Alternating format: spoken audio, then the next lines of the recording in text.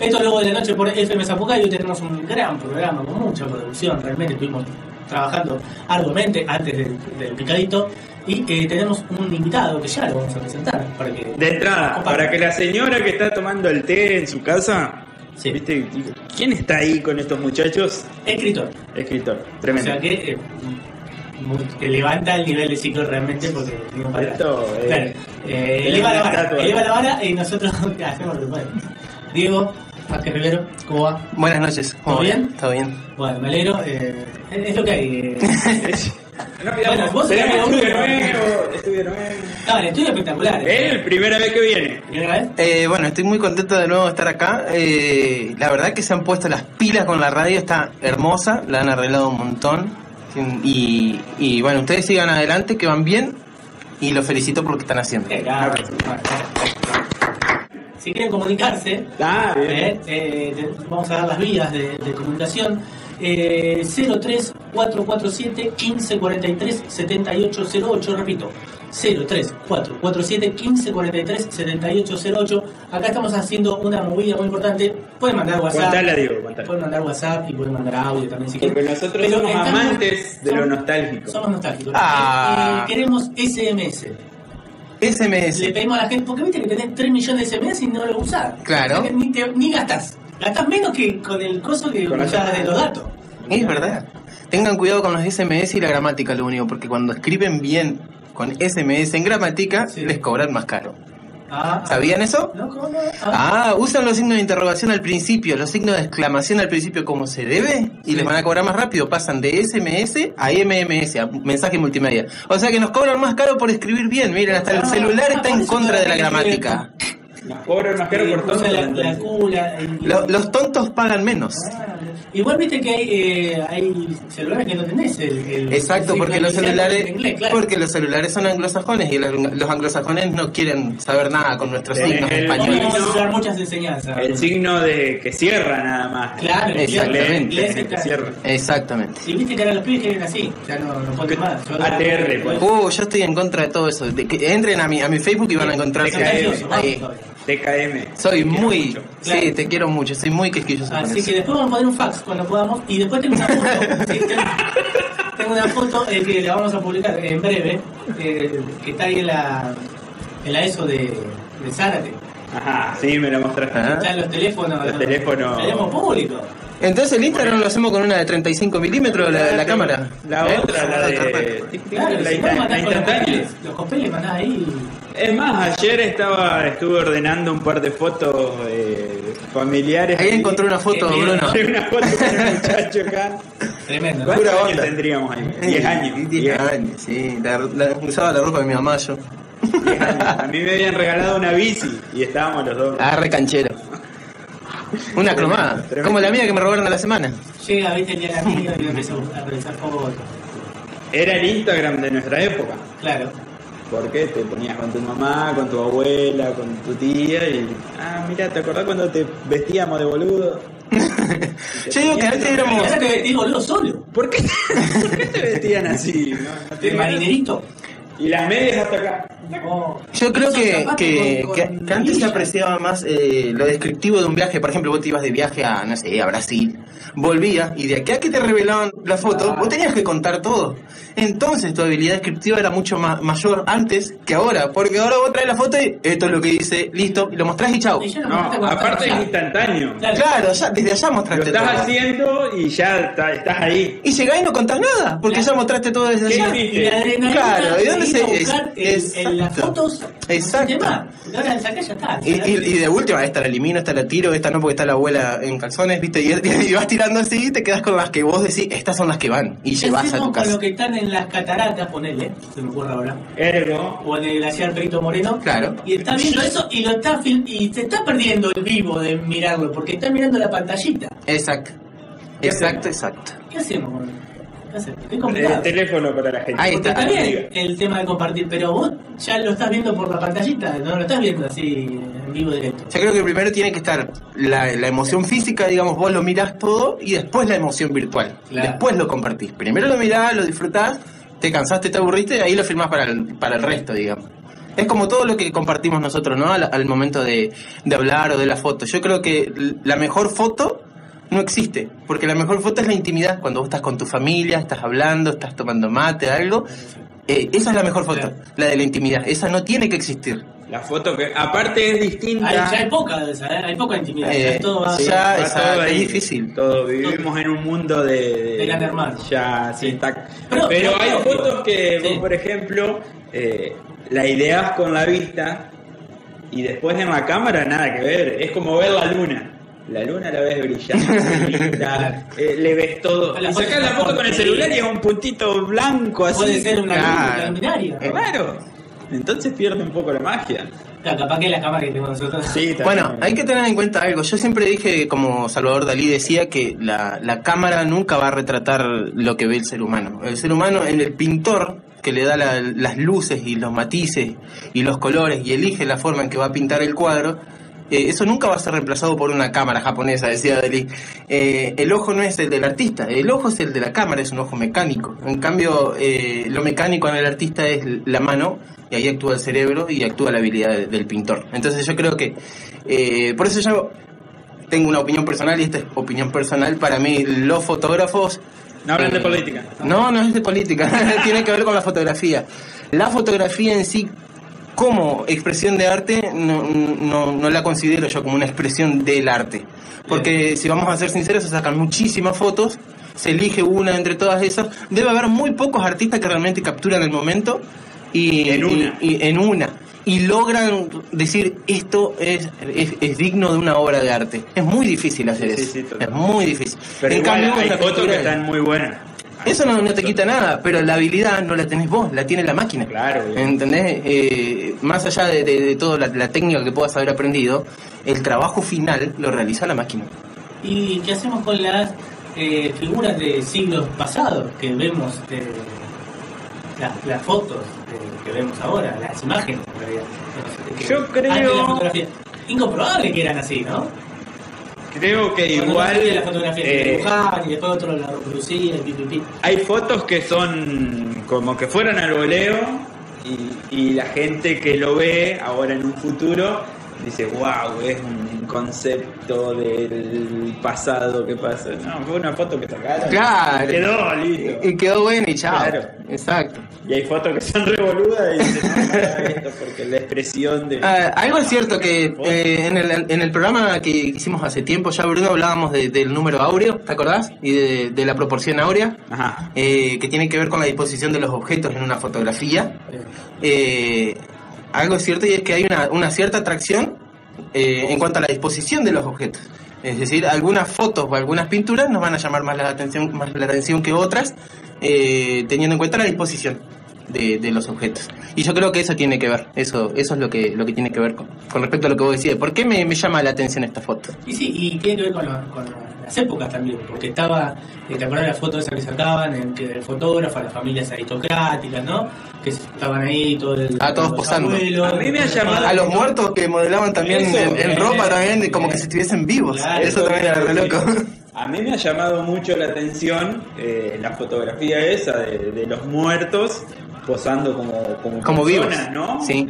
Y hasta a veces había personas vivas, como por ejemplo, no sé, un bebé y muerto ahí.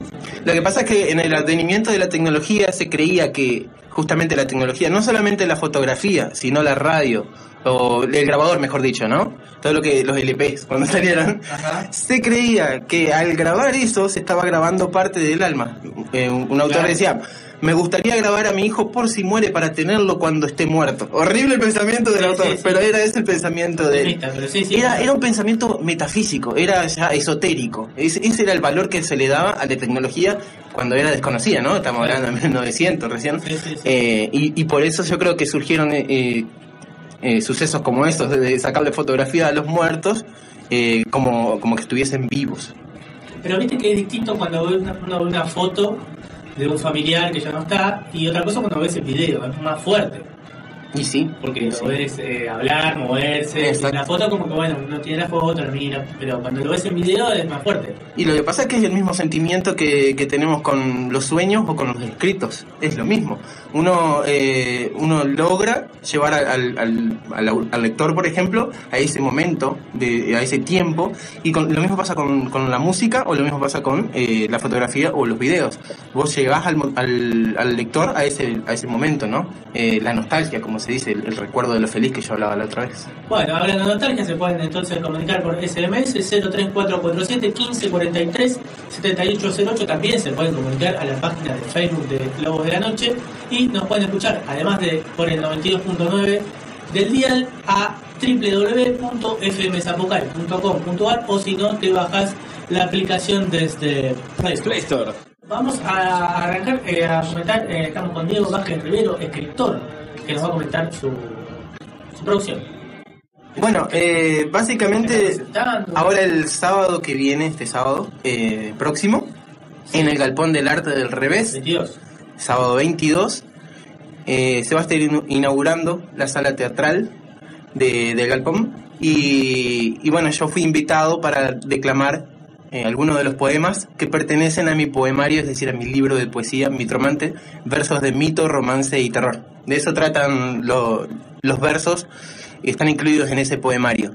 Y la idea mía es, más que nada, bueno, hacer conocer también la poesía clásica, que lamentablemente es como que se va desvirtuando conforme pasa el tiempo y prima más la poesía del verso libre. Y yo soy un acérrimo defensor de la poesía clásica del siglo de oro, de los novohispanos y de todo eso. Y la idea mía es, a su vez, promocionar un curso que quiero dar sobre poesía neoclásica. Lo que yo veo que sucede en los talleres de poesía o de escritura, primero, taller de escritura creativa, dice. Y yo lo que digo es que toda escritura es creativa. O sea que ya hay un error en el bautismo de la palabra, en la concepción de la palabra. Exactamente, es una redundancia. Y a lo que yo voy es que no todo tiene que ser así a lo que me salga del corazón, sino que tiene que ser una mezcla tanto de corazón como de razón, de las dos cosas. Y que las dos cosas tienen que estar unidas. Y que para mí la verdadera poesía exige un esfuerzo tanto mental como emocional. Y a lo que yo veo es que hay fórmulas que desconocemos que mueven todo, el cosmos, la forma en que se forman las olas, ¿no? Los pétalos de la rosa, que ya la otra vez hablábamos de la secuencia Fibonacci. Y yo creo que si nosotros somos capaces de descubrir esas formas matemáticas, vamos a ser capaces de descubrir la belleza, el origen de la belleza. Y lo otro es que no se puede tomar a la poesía así porque sí. Yo escribo lo que me sale y bueno, chao. Sino que hay que intentar develar cuál es el origen de nuestros sentimientos. Ardua tarea la del poeta, la de entender los sentimientos de las personas. Entonces no lo podés tomar a la ligera.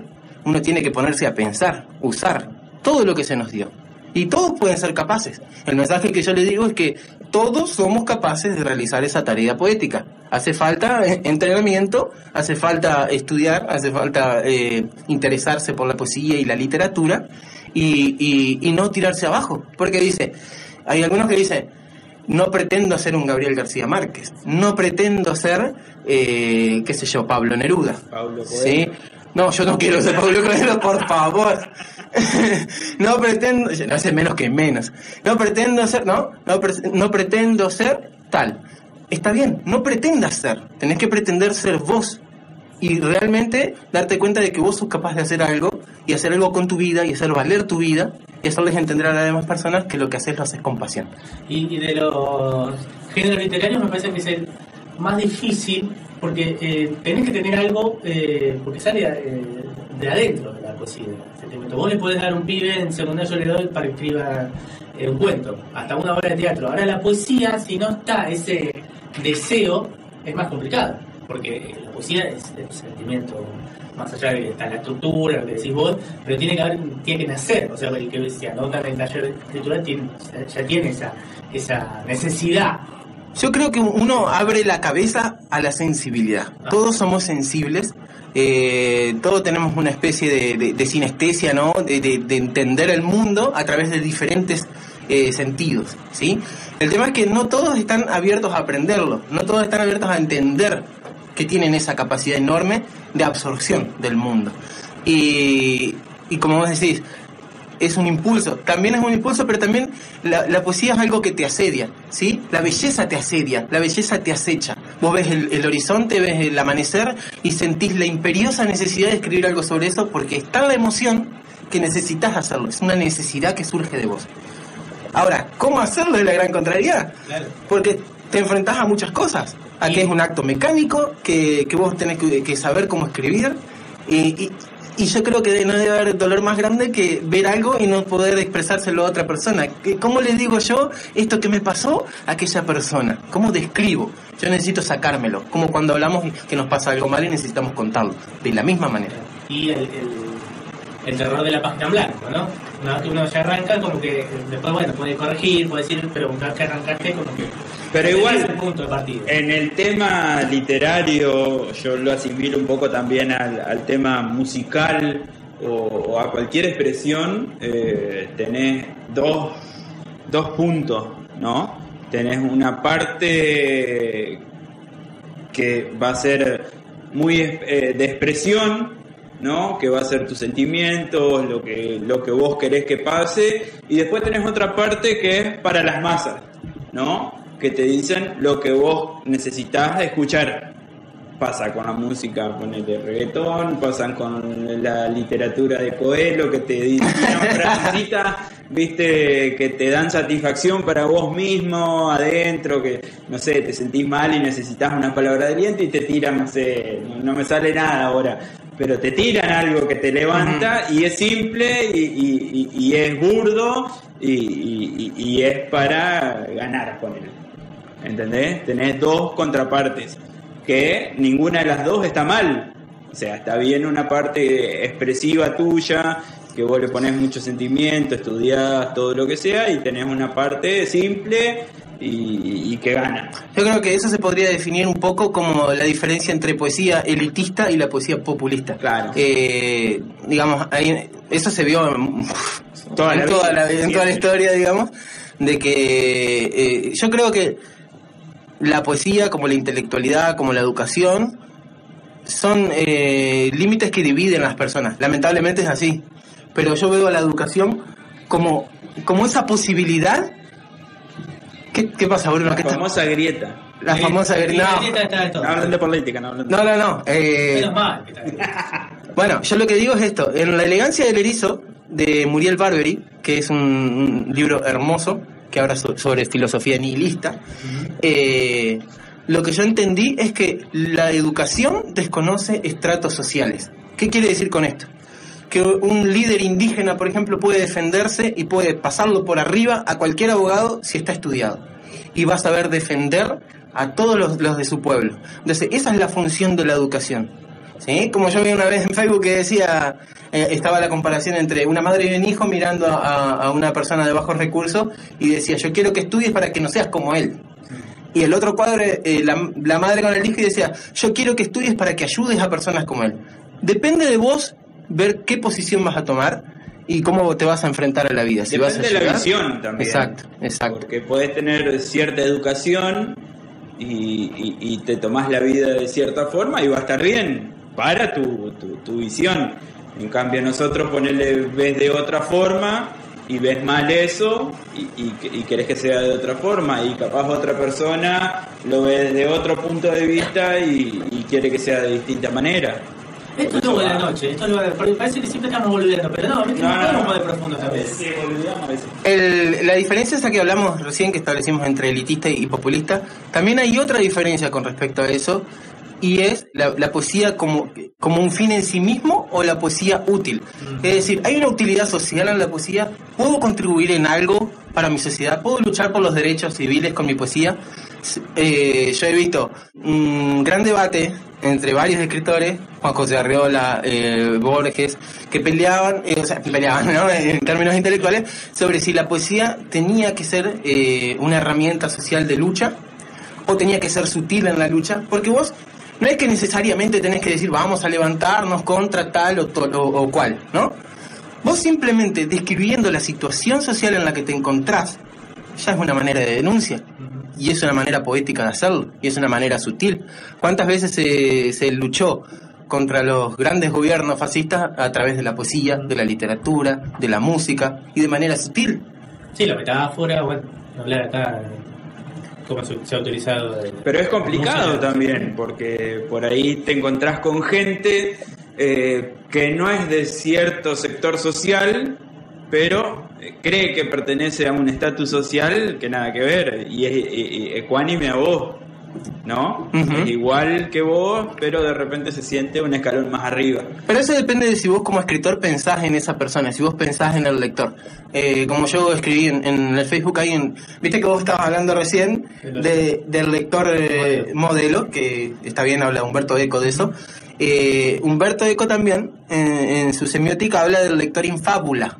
Es el lector creado, es el lector que vos tenés en la cabeza mientras estás escribiendo. Y yo creo que ese lector en la cabeza también sos vos en cierta forma. ¿Sí? Porque cuando estás escribiendo un diario, vos te lo estás escribiendo para vos cuando vos seas más grande. Yo creo, y como decía Gabo, Gabriel García Márquez, lo único que uno escribe para sí mismo es la listita de compras.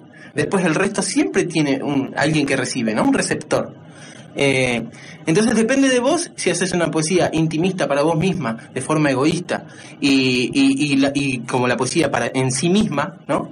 Que el arte por el arte, ¿sí? O si escribís una poesía que actúe como herramienta para ayudar a las personas o herramientas de denuncia. Eso depende de vos. Así que bueno. Creo que lo importante es no traicionarse, ¿no? Porque escribir lo que realmente tenés ganas. Se me viene a la cabeza, ahora que mezclamos literatura y cine, Misery, cuando el autor quiere cambiar y lo mata el personaje, ¿qué pasa con ese lector? Ya no era el lector modelo, era la lectora, digamos, de carne y hueso. Se le enoja y pasa lo que pasa, ¿no? Pobre Stephen. Estaba más loca que... Pobre Stephen King. Pero claro, él se la buscó. Está bueno cómo ese tema que plantea. El autor hasta qué punto escribe lo que quiere, o llega un momento que ya se deja llevar por lo que ella escribió antes y como que se va repitiendo. Y cuando quiere cambiar, pasa con la música, cuando cambian de estilo, quiere hacer algo más vanguardista, a veces la gente no lo entiende. Y como yo hablaba con Bruno la otra vez, hay que tener, mi esposa siempre me dice que tenga cuidado con lo que escribo, porque realmente vos no sabés sobre qué cosas podés tener influencia. Stephen King, ya que estábamos hablando, tuvo influencia sobre personas que iban y literalmente lo acosaban, entraban a su casa y lo espiaban porque era su escritor, y Misery lo escribió teniendo en cuenta ese hecho realmente traumático, ¿no? Sí, lo transformó en literatura, sí. Y yo creo que hay que tener cuidado con las mentes maleables, que no necesariamente son las mentes de 12, 18, 20 años, que es cuando estamos creando y desarrollando nuestro cerebro, sino que tiene que ver con la cultura de cada uno, ¿no? Con la forma en que nos cultivamos. Cultura viene de cultivo, es decir, con la forma en que nosotros nos cultivamos. Con eso tiene que ver. Nosotros somos seres cultivados, vamos a entender y vamos a razonar y vamos a poder defendernos de situaciones como esta, de que nos asedian con mala información, o que nos asedian teoría de la comunicación. Seguimos con Umberto Eco y con Chomsky también. Sí. Entonces, yo creo que hay que tener en cuenta esas cosas a la hora de escribir, tener cuidado con lo que uno escribe. Y en todo caso, si uno escribe algo, darse cuenta o hacerles entender a los lectores, si escribe algo perjudicial, de que es una obra de ficción. Una obra de ficción. Yo creo que eso es lo que hay que tener en cuenta como escritor. Estamos con Diego Vázquez Rivero. Vamos, si querés comentar lo del taller y después escuchamos un poquito de música y vamos a los recomendados. Con la reseña, ¿vamos a los recomendados? Sí. Bueno, ¿querés dar algo del taller? Bueno, sí, el taller de poesía clásica va a tener algunos ejes. Voy a ir leyéndolo para que vayan sabiendo de qué se trata. El primer día vamos a hablar de teoría, de qué es la poesía, ¿sí? La definición y la clasificación, la diferencia entre el verso libre y la poesía clásica, matemática o libertad. Es lo que yo decía ¿es bueno el verso libre o hay que ver cuáles son las falencias del verso libre? En el segundo día vamos a hablar del tema, la definición del tema, la importancia en la composición, el motivo y los tópicos. Por ejemplo, vos estabas hablando recién ahí de que Stephen King habló sobre el proceso creativo y cómo ese proceso creativo incidía en su propia vida como autor. Es decir, Un autor de literatura habla sobre los autores de literatura, se mete adentro de su propio ámbito. Eso se llama intertextualidad. Bueno, la intertextualidad es uno de los temas que vamos a estar tocando. En el día 3 vamos a hablar del léxico y los métodos de incorporarlo, los métodos de lectura del escritor, porque yo no escribo, no leo como cualquier lector común. Yo tengo métodos para leer, métodos para incorporar léxico y demás, ¿no? Después en el día 4 vamos a hablar del verso, la clasificación de los versos y la escansión o el conteo de las sílabas para que empiecen a entender cómo funcionan. Y bueno, vamos a empezar a hablar de los pareados, las estrofas, las isométricas y heterométricas. Y bueno, vamos a empezar a introducir las figuras retóricas. En el día 5 vamos a hablar de qué es el esquema, cómo se organizan las estrofas. Hay un sistema del alfabeto, la distribución de los versos en la estrofa. Y bueno, vamos a hablar del esquema del soneto, la cuarteta y la décima espinela, los versos encadenados. Y ya seguimos con distintas figuras retóricas. Yo lo que hice fue un eje temático bien organizado. Es decir, teoría, práctica, y a lo último de cada práctica hay una declamación de la persona para que vaya soltándose con la declamación, ¿no? Con la poesía. ¿Por qué? Porque el verso nació como un arte oral. La poesía recuerda que fue un canto. ¿Sí? La poesía recuerda que fue un arte oral. Entonces hay que ayudarlos y que practiquen eso, ¿no? Bueno, después seguimos con el ritmo, el acento estrófico en el día 6, los versos dactílicos, los yámbicos y bueno, y así, básicamente seguimos con eso. No, día 7 seguimos, después se les enseña bien lo que es el soneto, ¿sí? Las variantes, el soneto espejado, el con estrambote, soneto con eco, hay un montón de tipos de sonetos muy copados que están muy buenos a aprenderlo. El día 8, la décima, hablamos de las décimas. Y ahí recordamos a la decimista Violeta Parra, que fue una gran decimista de Chile. Seguramente la gente que escucha la conoce a Violeta Parra.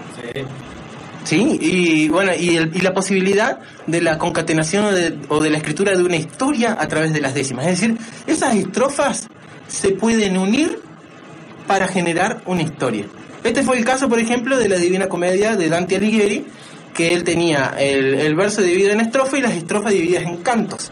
Y los cantos divididos en infierno, purgatorio y cielo, ¿no? Y después el último día sería la poesía clásica breve. Sí, voy a hablar de ovillejos, haikus y tankas, aunque no me gusten los haikus, pero bueno, lo tengo que incluir porque es parte de la poesía clásica. Es poesía japonesa. Esos cortitos.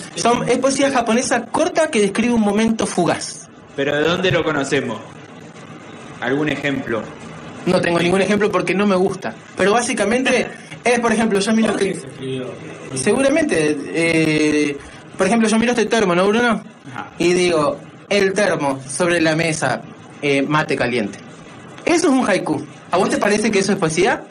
Pero tiene una estructura, así que hay que respetar. Sí, tiene una estructura que hay que respetar, exactamente. La estructura se divide en moras, no es sílabas, es moras. Es más chica la partícula que la sílaba. Los japoneses dividen en moras, no en sílabas, igual que los griegos. Hay una pizzería que había... los griegos en pies, perdón.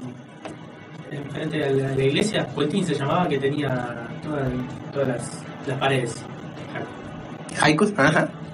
Así que bueno. Yo lo tengo de alguna canción o algo muy conocido. Y bueno, a mí lo que no me gusta de esto de la poesía libre es que con el haiku encontraron legitimación, encontraron el escudo perfecto. Ah, yo soy haikista. Claro. ¿Viste? Y están escribiendo en realidad un verso libre que, si bien es una imagen fugaz y hermosa y demás, es muy fácil, digamos, hacer un haiku. ¿Me entienden? A eso es lo que yo voy. Es muy simple. Y a mí la simpleza no me gusta, porque no me genera ningún tipo de desafío. Bien. Así que bueno, ese sería el eje temático del taller de poesía neoclásico. Ajá. Están todos invitados, así que... Arranca entonces el jueves 3 de agosto del 2017. Bien, y son los jueves. Todos los jueves. Exactamente. Bueno, después vamos a ir repitiéndolo. Vamos a los recomendados, los dedicados del día de hoy. Y después seguimos con mucho más Lobos de la Noche acá con Diego Rivero. ¿Sí? Diego Alejandro. En realidad el seudónimo mío es D.A. Vázquez Rivero. Ese es mi seudónimo. El Rivero es el apellido de mi esposa. Y yo lo incorporé a mi apellido para formar mi seudónimo. Bien, vos sabés que mi tía se llama Marta y el segundo nombre es Cecilia. Entonces yo le dije que ella da clases de yoga. Digo, Marta Cecilia, tenés que decir Marta Cecilia de apellido, porque le da como otra resonancia, ¿no? Y bueno, a mí me encanta cómo suena de Vázquez Rivero, suena tan español y hermoso. Me encanta, de Vázquez Rivero. Hay algo que me parece... Ahora todos me parece muy raro, por ejemplo, él conoce a mi hermano, a Martín. Martín se llama Claudio Martín. ¿Entendés? Claudio Martín. Es el segundo nombre. Ajá. Y toda la vida lo llamamos Martín, nunca lo llamamos Claudio. ¿Y vos por qué le llamaste toda de la vida Tita a tu mamá?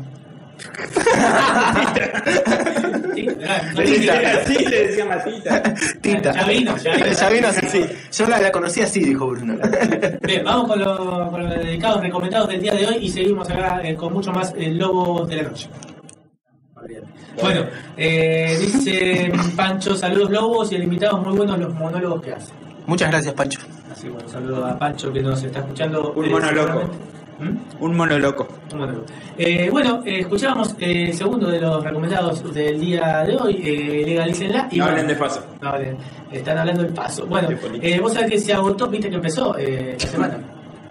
La venta libre en Uruguay para uso de marihuana para uso no medicinal. ¿Sí? Pero ahora va a generar como una paradoja. Paradigma o paradoja. Paradoja de una contrariedad y el paradigma es un modelo. Paradoja, ahí está. Porque tenés a Uruguay que está legalizada, es una planta, va, la compras en la farmacia, pones el dedo, pum pum pum. Sí. Y te cruzas acá y es ilegal y sos la peor persona del mundo. Sí. Entonces tenés una contrariedad ahí. ¿Y ahora? ¿Qué hacemos? Igual está todo escuchado, está muy regulado por el Estado, cultivar en tu casa, pero tenés que una cantidad de plantas. Bueno, ¿sí? Pero ¿cuánto es la compra que podés hacer? 5 gramos por... sí, ahora lo vamos viendo. O 10 gramos por... O sea que es un 0 kilo no explícito. No la podés pasar. O sea... Pero igual está bien porque... por un lado compartís el narcotráfico, sí, que tenés a una sola persona que te vende marihuana, droga, lo que vos quieras, se llena de plata ilegalmente, ¿no? Y por otro lado tenés al Estado que te vende la droga recreativa, que la vas a conseguir como vos quieras. Hay 3 formas ahora: podés cultivar en tu casa, que tenés un límite de plantas y de gramos que podés tener a lo largo del año. Hay clubes que se hacen como sociedades, ¿sí? El club del paso. Ahí vamos a jugar todos. Y bueno, ahora está el tema de la farmacia, que también está limitada por... Pero creo es 40 gramos por mes, ¿no? Sí, está. Y con las huellas dactilares. A mí me contaron que te alcanza bastante bien. ¿Sí? Sí. Y bueno, está bien.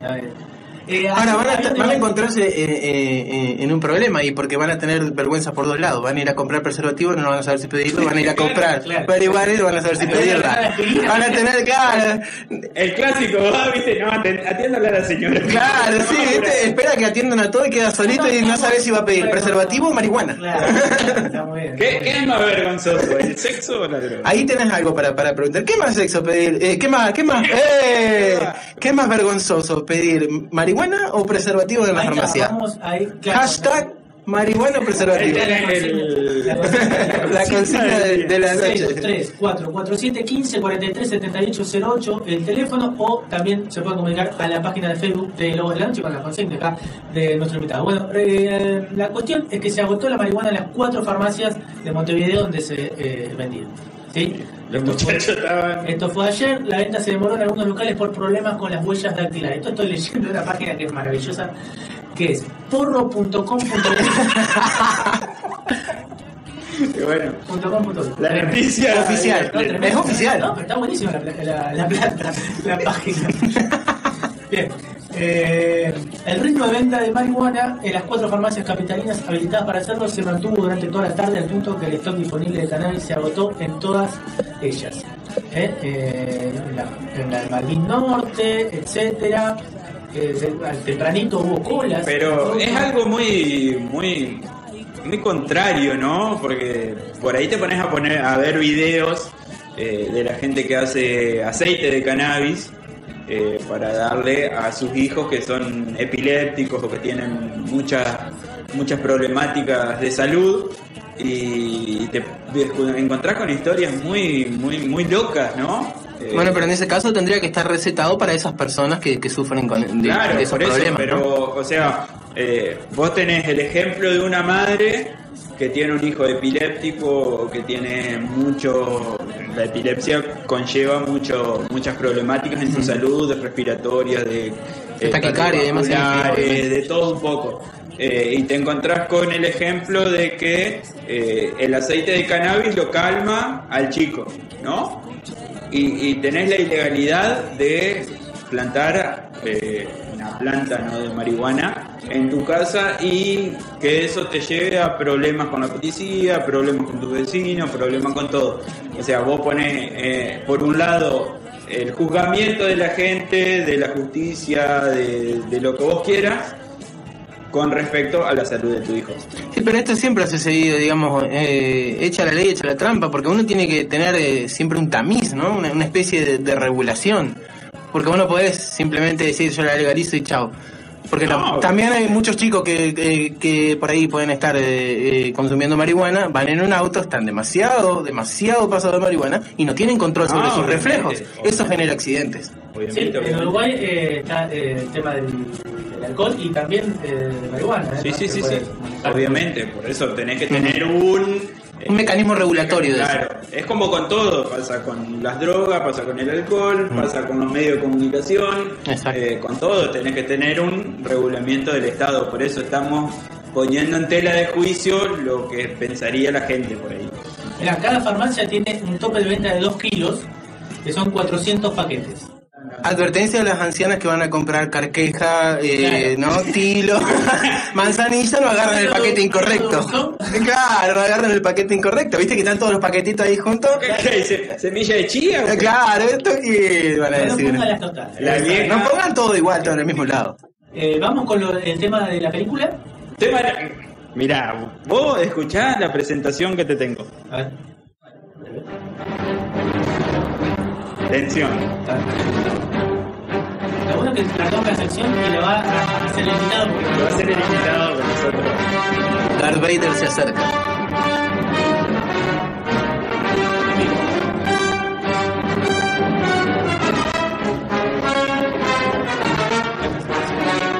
No tiene nombre la sección. Cuando hacemos nombres provisorios, después quedan y no se cariñan. No le gusta a una persona, que no está bueno, pero vamos a darle un poco de... Inspírense un poco y piensen un nombre ahora, sí, al azar, a ver qué nombre puede ser. ¿Qué nombre puede ser el...? Pero pasa que hay una disputa, porque nosotros elegimos un nombre y a uno no le gustó, entonces vamos a dejar que ese otro la elija. Bueno, está bien. Para ser más democrático, más amiguero. Son muy democráticos. Sí, somos bajar, muy ¿no? democráticos. Tendríamos que decirle, nada, este se llama así. Entonces, la sección es cine. Vamos a esperar el muchacho. Vamos a un recomendado, un comentario. La idea es hacer entre los tres. Estamos armando así. Bueno, esperen, yo les explico. Yo les explico. Bruno me dijo, Diego, trae una reseña de alguna película que a vos te guste, ¿sí? Que nosotros vamos a traer, no sé si la trajeron o no, ¿sí? Y yo me tomé el trabajo de escribirlo. Porque bueno, evidentemente a mí me gusta escribir y bueno, lo hice. No sé si ustedes lo habrán hecho eso. Las cosas bien, claro, no sé si ustedes lo habrán hecho, pero yo lo hice. Y la idea de esta sección que supuestamente ellos plantean y que supuestamente no tiene nombre. ¿Sabes que si sale bien vas a venir vos? Pensé que va a venir todos los jueves. Yo ya les tengo un candidato. Claro, día de estreno, está buena esa. Sí. ¿Puedo ir de estreno? Yo ahora tengo una cabeza. Yo desde acá le invito a mi amigo Nicolás Tenenti, que hace reseñas sobre películas y que está muy buena, a que venga y que los ayude a ustedes. Ya lo mandamos. Tengo un mensaje que no voy a dar nombre, por favor. Dice, el té de floripondio te deja ciego. No, esto, lo bueno es que tiramos data científica, ¿no? Es todo pruebas medicinales. Tremendo. No, a mí me gustó la marihuana tocando pera, es tremenda. Bien, bueno, digo, a ver, sería. Vamos con la reseña. ¿Qué tenemos para inaugurar esta? Bueno, la idea mía al principio era hablar sobre una película en particular. Tengo varias que son de mi gusto. Pregunta primero, ¿sos cinéfilo? No. ¿No sos cinéfilo? No soy cinéfilo. ¿Vos también? No tanto. Ponele una vez, 2 veces a la semana. ¿No te mirás una película? Y ahora no tengo tiempo. Pero bueno. Me gusta, sí. Yo sí soy cinéfilo. ¿Sí? Miro, una el fin de semana seguro. A mí me gusta que la película me sorprenda, que me salga con algo que no me esperaba. Por ejemplo, como hablábamos hace un ratito, el club de la pelea, ¿no? Que al final da esa vuelta, ese giro, ¿no? La trama que está genial y que realmente recomiendo que la vean porque está muy buena. Otra película que yo iba a reseñar y que al final desistí de la idea era Un cadáver para sobrevivir. En inglés es Swiss Army Man. Está muy buena, muy loca y es increíble.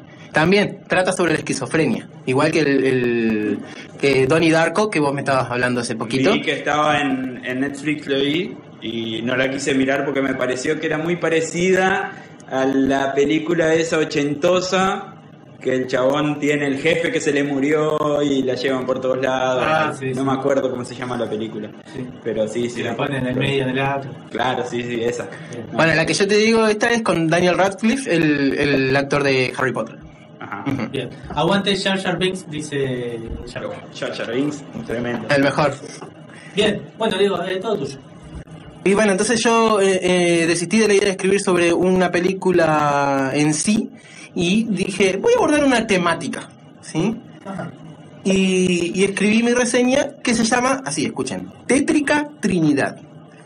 ¿Por qué? Porque voy a hablar de la tétrica trinidad que forman las personas que más me gustan en el arte del cine, que son Tim Burton, Danny Elfman y Johnny Depp. Que por cierto, les digo que es Johnny Depp, no Johnny Depp, como dicen algunos, porque lleva doble P, no doble E. Todos queremos ser Johnny Depp, ¿no? Todos queremos ser él. Claro, Rolling in the Deep, no, es Johnny Depp. A mí me gusta lo camaleónico que es él y la versatilidad como actor que tiene, ¿no? A pesar de que siempre, digamos, sigue ese patrón de personaje extraño. Personaje oscuro. De personaje oscuro. Y bueno, sobre eso voy a hablar, así que... Bueno, la de Pirata del Caribe es como que hace de él, ¿no? Pirata del Caribe me encantó. Pirata del Caribe es algo que rompió con todos los moldes de lo que eran las películas de piratas. Sí, no, son películas geniales que la verdad que rompió con todo. A mí me gusta la parte de Piratas del Caribe cuando está sentado en el trono y tiene los ojos cerrados, ¿no? Y tiene pintado el ojo. Como ojos. Y parece que está con los ojos abiertos y después lo levanta. Sí, está buenísimo. Muy bueno. Y cuando pasan del mundo de los vivos a los muertos. No, pero muy buena música. Sí, no. Los efectos son películas para verla en cine. Sí, no para verla, viste, ahí robada, que se escucha la gente, pasan las sombras. ¿Viste? Bueno, entonces yo a mi reseña la nombré Tétrica Trinidad. La leo entonces. Bien. Hablaré de aquel genial cine gótico surgido de la combinación más exuberante y fructífera de los últimos tiempos: Tim Burton, Danny Elfman y Johnny Depp. Representantes de una tétrica trinidad, estas personas absorbieron mi imaginación desde que era pequeño, se apropiaron de ella y retorcieron todas las ideas básicas que tenía sobre el concepto de lo bello. Tras mirar sus películas ya no pensaba en la belleza como sinónimo de perfección y rubicundez, sino de una ojerosa, melancólica extrañeza. La primera vez que tuve esta epifanía sucedió al toparme con la película El joven manos de tijeras, Edward Scissorhands. Y a partir de aquel momento no dejé de maravillarme con la creatividad y desparpajo que brotaba de cada cinta. Entendí entonces que había algo sobre el terror que me llamaba la atención y tenía bien en claro que no se trataba del aspecto sádico o morboso. Lo que en realidad me cautivaba era la perspectiva romántica de la muerte, la aceptación y la burla, la honra y el respeto temeroso. El cine gótico que ha inspirado a Tim Burton me trajo estas ideas y ya de adulto me hizo pensar en lo que declaraba Aristóteles respecto de la imitación. Aunque los objetos mismos resulten penosos de ver, nos deleitamos en contemplar en el arte las representaciones más realistas de ellos, las formas, por ejemplo, de animales repulsivos y cadáveres. La mayoría de estas películas se han caracterizado por la presencia de mundos imaginarios donde suelen estar presentes elementos terroríficos y tenebrosos, protagonizados por seres inadaptados y ermitaños. Dicho lo anterior, se pueden hallar varios aspectos conciliados bajo esta dirección. La apariencia física de los protagonistas muestran distorsiones extremas. Son muy altos, muy cortos, muy esbeltos o muy gordos. Casi todos los personajes ostentan enormes ojeras como si no hubieran dormido en días. A esto el director le suele llamar estilo de cine mudo. Los seres notorios que aparecen son siniestros y autodidactas, asociales, usualmente tímidos, con una complexión pálida y alocado cabello negro. Frecuentemente se recurre a los nombres Edward, Vincent, en honor a Vincent Price, el actor de terror, y Victor, para los personajes principales. La gama de colores en estas películas se basan en dos tipos: siniestra, usando colores negros, índigos, verdes, rojos y grises, y fantástica, usando tonos pasteles y blancos contrastados con colores primarios. El estilo y temas visuales están influenciados por las películas de horror de la década del 20 y 30, junto con las películas del expresionismo alemán. A muchos de sus personajes se les da un trasfondo conflictivo en torno a la relación con sus padres, quizás como medio de explicar su comportamiento errático. Con frecuencia se incluyen perros muertos. Escuchá, Bruno, pues los animales son los favoritos de Burton, estos animales, los perros, y para él la amistad entre el hombre y el perro adquiere un carácter simbólico. También incluyen payasos, mosaicos ajedrezados, árboles torcidos, linternas de calabaza, espantapájaros, serpientes a rayas, edificios típicos de películas de terror y mariposas. Además de esto, llegué a comprender mediante ese análisis las características básicas que sustentan sus diferentes tramas. Primero, la incomprensión de lo extraño, lo raro, lo fuera de lugar o lo poco común. Puede verse primero en la gran aventura de Pee-wee, Pee-wee's Big Adventure, donde un extravagante hombre que se comporta como un niño llamado Pee-wee Herman ama a su bicicleta más que a nada en el mundo y al ser robada emprende un viaje desesperado cruzando medio país en su búsqueda. Otros ejemplos son El joven manos de tijera y Ojos grandes, Big Eyes, que ese se basaba, no sé si se acuerdan, en la pintora que hacía pinturas de niños con ojos grandes. Segundo, el tratamiento jocoso del más allá. La muerte vista como un hecho natural y esperable del cual se puede hablar abiertamente y sin tapujos, recurriendo para ello al humor negro, la sátira o la parodia. Dicha temática se evidencia en Beetlejuice, un difunto que vive en el no mundo y que trabaja como exorcista de los vivos, es decir, ayuda a los fantasmas a echar de su hogar a cualquier ser vivo que les pueda molestar. Básicamente la trama gira en torno a una pareja que muere y al llegar nuevos propietarios a su casa, ya como fantasmas, piden ayuda a este desastroso, grosero y pícaro espectro. Otros ejemplos son El cadáver de la novia, The Corpse Bride y Frankenweenie. Tercero, la estética romántica de la muerte, o como a mí me gusta llamarlo, lo hermorboso. Este es un concepto que yo inventé. Ya sea por lo cautivadores que resultan el rojo y el negro, la rouge y el noir, la disposición de los objetos en una escena grotesca, la atmósfera tenebrosa que crean las sinfonías estridentes de Elfman, los alaridos perdidos como un eco distante o la tensión que pareciera traspasar nuestras pantallas, existe sin duda alguna cierta belleza en lo macabro. Un ejemplo de ello es Sweeney Todd, la historia de un barbero llamado Benjamin Barker, que tras ser encarcelado injustamente durante 15 años regresa a Londres buscando venganza. Haciendo uso de una navaja de afeitar, degüella a sus víctimas, tras lo cual su amiga y cómplice Nellie Lovett hace pasteles con la carne de los cadáveres que sirve a los incautos clientes de su taberna. No sé si se acuerdan de esa. Sí. Otros ejemplos son La leyenda del jinete sin cabeza, Sleepy Hollow y Sombras tenebrosas, Dark Shadows. A mí algo que no me gustó de Sweeney Todd es que sea medio musical. Es que está basado en un musical, por claro, eso. Pero... en realidad es la leyenda de un barbero que realmente, supuestamente existió en Londres. De esa leyenda se hizo un musical y del musical se hizo la película. Claro. Por eso, a mí tampoco no me gustan los musicales Disney y todo eso, no. Cuando empezaba a cantar, me quería dormir. En la época había muchas esas musicales, para mí en peletazo. Pero bueno. Bueno, hay una película justamente de la lucha que tuvo Walt Disney con la creadora de Mary Poppins. Porque Mary Poppins no quería que le endulcen sus cuentos, porque sus cuentos no eran dulces, decía ella. Y bueno, eso es lo que pasaba, ¿no? La dulcificación. Bueno, lo mismo con los cuentos. Los cuentos maravillosos. Sí, exactamente, nada que ver. Después lo fueron acomodando porque... Exactamente. Habrá sido muy inteligente, pero no me gustó la dulcificación de todos los cuentos de los hermanos Grimm, por ejemplo, no me gustó para nada. Y siempre en las películas donde aparece Johnny Depp están casi siempre los mismos actores. Exacto. Helena Bonham Carter, que era la ex esposa de Tim Burton. Claro. Johnny Depp. Está Danny Elfman haciendo toda la música. Claro. Por eso yo digo, están ellos siempre, ¿no? Siempre están ellos. Un poco como las películas de Adam Sandler, que están siempre todos los mismos actores. Sí. Está el que tiene el ojo medio torcido. Y bueno, él a partir de que hizo Happy Gilmore, que era una película, claro, hizo la Happy Gilmore, digamos la compañía Happy Gilmore. Ajá, exactamente. No, se llama ¿cómo se llama? Happy Madison. Happy Madison, ajá. Y la del joven mano de tijera era Winona Ryder. Winona Ryder. Que también actúa. Claro. Seguimos. Sí.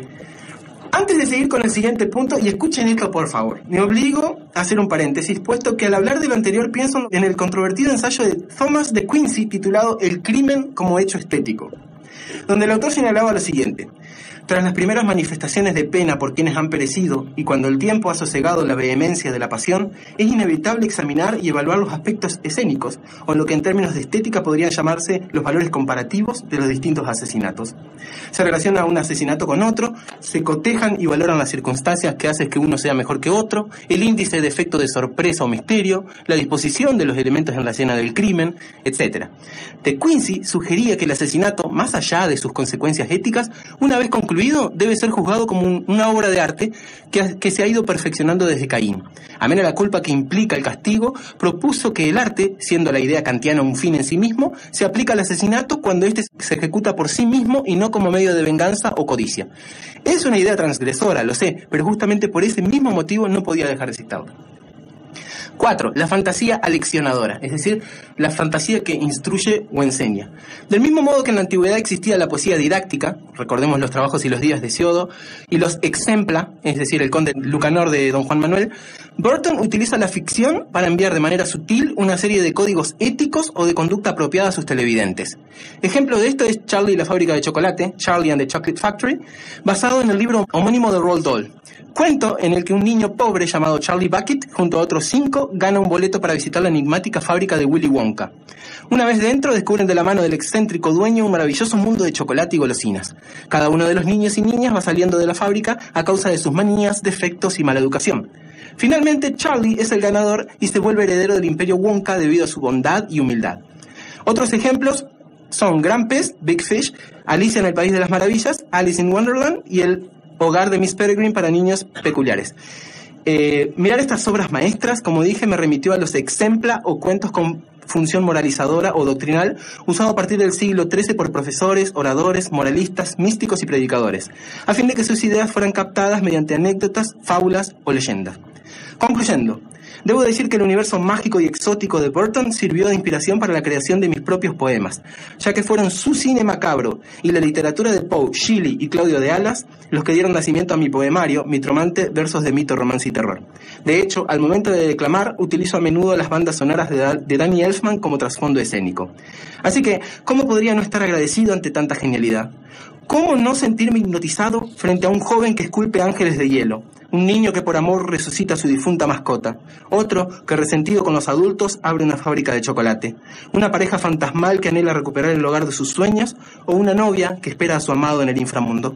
Ciertamente, los buenos sentimientos como el amor, la gratitud y la dedicación pueden ser mostrados de muchas formas. Y la tétrica trinidad formada por Burton, Elfman y Depp nos ha dado cátedra de cómo lograr esta hazaña a través de seres tan oscuros como esplendorosos. Muy bueno, tremendo.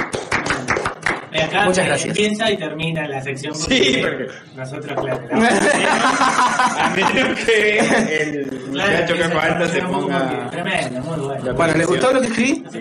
Muchas gracias. Pregunta: ¿cuál versión te gusta más de Willy Wonka? ¿La versión nueva o la versión vieja? La de Burton. La de Willy Wonka. Es más, ¿La de Johnny Depp? la de Johnny Depp. Es más, Roald Dahl no estuvo de acuerdo con la versión antigua, la primera versión que se hizo de Willy Wonka, y no le quiso ceder los derechos, ¿sí?, a la productora porque justamente de la siguiente, de la secuela, ¿no? Porque estuvo tan disconforme con eso. Roald Dahl se tuvo que morir. Se tuvo que morir y la viuda aceptar que se haga de nuevo Willy Wonka para que se pueda realizar la de Johnny Depp. Así que eso sucedió. Para que veas que ni Roald Dahl estaba de acuerdo con la primera versión. Por las dudas si tenías ganas de decir Hay eso. papeles que son para Johnny Depp, no que puedo decir que son para él. ¿Y sí? Es que Johnny Depp es un actorazo. No hay con qué No hay con qué darle, no hay que dar. Y toda esa magia tenebrosa, ¿no? Como yo digo, lo morboso, te cautiva, te llama la atención. Te llama la atención porque no es algo, ay, que me gusta lo sádico, lo morboso, la sangre, la muerte, no, hay como yo dije, una estética detrás de todo eso. Y aparte sale de lo común, ¿no? Sí. No sé. De ahí surgieron los emos, de todo lo ¿no? De ahí surgieron los hardcore, ¿no? Pero... Bueno, se habla de la novia, que es una de dibujitos Y el extraño mundo de Zack esos dos son en stop motion, igual que Frankenweenie. Claro. Los tres son en stop motion, es decir, cuando se hace cuadro por cuadro, exactamente, cuadro por cuadro. Bueno, vamos. Che, 12 menos 10. ¿Qué hacemos? Llego a hablar de una película. Vamos para la próxima. Iba a hablar de Odisea del Espacio. 2001 Odisea del Espacio. Hoy no, después de la reseña que hizo En un mes lo vamos a hacer, cosa que la gente se olvide. No, para tanto. Es como, viste, después de una parrillada completa que te tira una milanesa de soja, ¿no? Sí, no hay con Bueno, qué muchas darle. gracias. No hay con qué darle. Bien, Diego, ¿querés leer algo? Estamos contigo, Vázquez Rivero, que vino a presentar su material y hasta ahora empezó a Mirá, trabajar. yo te pongo música. Bueno, voy a declamar como cierre un poema que se llama Éxtasis, perdón. Bueno.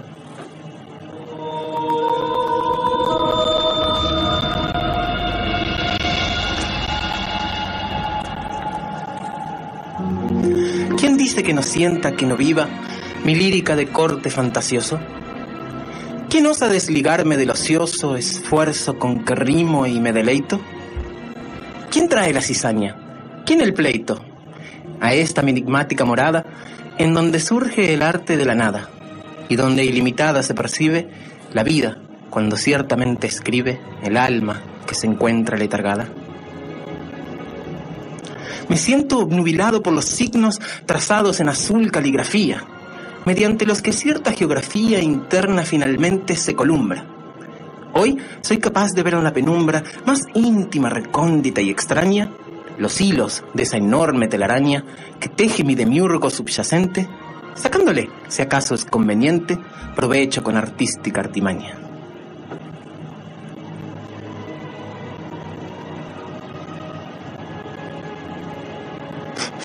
¿Percibes el perfume de la quinta en tanto su discurso se despliega?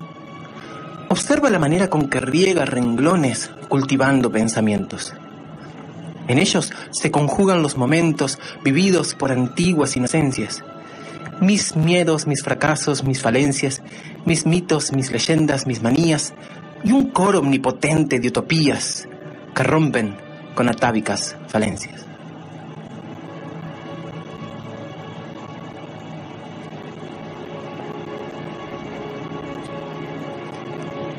Diseño cuanto sueño, lo bosquejo, ciñendo mi versar una estructura, que pese a su temida arquitectura, se muestra con la pluma bondadosa, dejándola que baile su garbosa maroma de ribetes y espirales, que plasme sobre estrofas inmortales las múltiples anómalas visiones del mundo rico en bellas tentaciones, historias y experiencias sensoriales. Te invito a cobijarte en mi refugio. Adéntrate, voraz nefelibato. Habré de estremecerte con relatos rimados a la usanza novohispana, enclíticos pronombres, filigranas y un tráfago de lícitas licencias, dispuestos a ofrecerle resistencia a todo cuanto dañe el buen sentido. Vayamos a los lares florecidos de raras y singulares ocurrencias.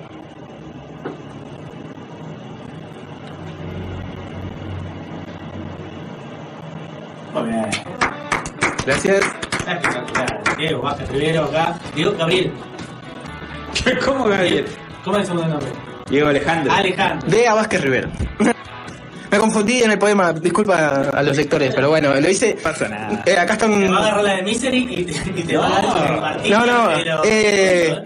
Conste, los tengo ustedes de testigo que no lo hice leyendo. ¿No? No lo hice leyendo. Yo digo, bueno, ¿en qué momento va a agarrar y va...? Porque ya cerró la carpetita. No hizo como el ingeniero ese que Yo lee. no me acuerdo ni mi número de teléfono, imagínate. Lo hice todo sin leerlo, por las dudas. Bueno, muchas gracias. ¿Dónde podemos encontrar tu material? Bueno, primero, tengo 3 páginas. A ver. Mitromante, versos de mito, romance y terror. Lo encuentran con hashtag Mitromante en el Facebook. Escriben hashtag Mitromante y le van a aparecer las publicaciones. Y seguramente si escriben Mitromante solamente, Sí. Mitromante. Recuerden, mito, romance y terror. Esa es la mezcla. Bien. Mitromante. Y después tienen Deja de versearme. ¿Página de...? Eso es página de Facebook. Página de Facebook. Todo en Facebook. Todo en Facebook. Yo tengo todo en Facebook, es como mi blog. Ahora vamos. Después tenemos Deja de versearme. Ajá. Deja de versearme es una serie de monólogos narrativos que ya con Bruno los hemos leído acá. Son divertidos y cotidianos, ya voy por el número Son 18. historias. Sí, son anecdóticos. Bueno, ya te comprometemos para que vengas a hacer alguna. ¿No hay problema? Sí, cuando ustedes me digan. Y bueno, los monólogos básicamente son anecdóticos, son cotidianos y tienen ese corte humorístico y ¿no? que me caracteriza. Y eso lo encuentran como Deja de versearme, así. Pueden también encontrarlo como hashtag Deja de versearme, porque yo escribí los hashtags para que sea más fácil. Bien. Y después tengo una página que se llama Rece Literatura, donde yo reseño los libros que voy leyendo. Bien. Eso es Rece Literatura, también hashtag Rece Literatura. Y bueno, después la página oficial mía es D_A_ Vázquez Rivero. Así simplemente, D_A_ Vázquez Rivero. Diego Alejandro Vázquez. Exactamente, D_A_ Vázquez Rivero. D.A. Vázquez. Así que bueno, los invito a que vayan a las páginas, que lean, se diviertan conmigo y bueno, y si les gustan los poemas clásicos, tienen Mitromante. Si les gusta reírse un rato con monólogos, tienen los monólogos de Deja de versearme. Si quieren ver como yo reseño, de esta manera, así como yo reseñé el cine, reseño la literatura. Así que vayan a Rece Literatura, los invito, están todos invitados. Bien, bueno, capaz que lo podemos subir a la página. Por supuesto. De hoy. Che, ¿qué les pareció la sección de películas? ¿Bien? Buena. Tenemos muchas películas para hablar. Primero. ¿Película favorita? No sé si va a quedar de- Tuya. Mi película favorita es Perfume, Historia de un asesino. Y de la novela también, me gustó más la novela. ¿De quién es? De Patrick Susskind. Suya. Señor de la carroza. No, tres ¿Cuál? empanadas, boludo. Tres empanadas. Desenfadado. Una miseria. La comisaría. Esperando la carroza. le digo. Esperando la carroza. Bueno, está bien, está muy buena, es cómica, graciosa. ¿Y a vos, Bruno? A mí me gusta. Tengo muchas películas en mi haber, pero. En mi haber, como que las produce. Sí, en mi haber, en mi. He filmado mucho. Sí, Hay bueno. una que se llama Gangster Americano, que es muy buena. Con Denzel Washington. Ajá. Bueno, nos vamos. ¿Qué hora tenemos? Ya son las 12:05. Va a comer unos chorizos. Vamos.